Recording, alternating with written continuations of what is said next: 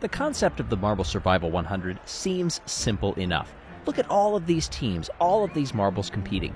All we have to do is not finish in the bottom two, right?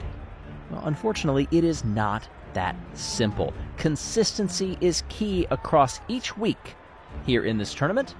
It is the results over 7 races that determine whether you end up in the bottom two, not 1 or 2 single outings. For some, that is a benefit if maybe you had an off day. For others, it means that no one is safe. And there you see in the middle of your screen, Savage Speeders. They sit just above relegation right now, but they are one of many teams who, if they just have one low performance, they could end up there. And while one race in the bottom two may not be the end of the world, it can do things psychologically to how you approach this and future races. Will we see some of that this time around? The Solar Flares are the ones sitting in dead last right now, and it has not been good for them. Oh, and do they nearly get caught up there? As we just see them going off the screen, it's Jungle Jumpers that are leading the way, but now there's a challenge for the top spot. Farther on back, that is where the issue lies, and oftentimes you will hear some of the devices being tripped, even though it's not on the screen right now. For instance, oh, there we go. We get a look at the clothespins snapping. And we also get to see who is running where. One of the ball bearings is in a bit of a race for the top spot. We did see the Pinkies get a DNF yesterday. Coming underneath the dumpster here, which did release for the first time yesterday.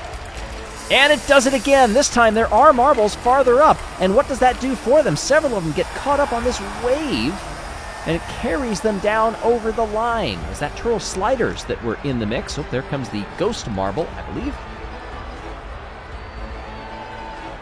And now we wait for official timing and scoring.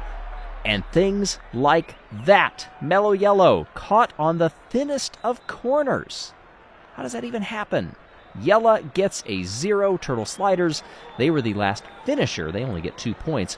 Fenrir of the Wolfpack and Pinky Panther turns it around after a 0, nets 31 today over Diego and Jump.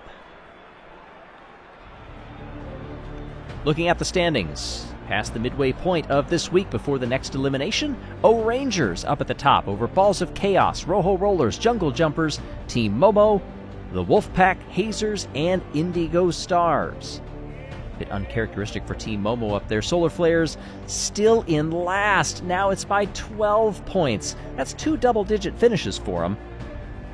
Chasing the Savage Speeders, who now drop into the bottom two. 3 of their 4 races have only given them a single-digit number of points.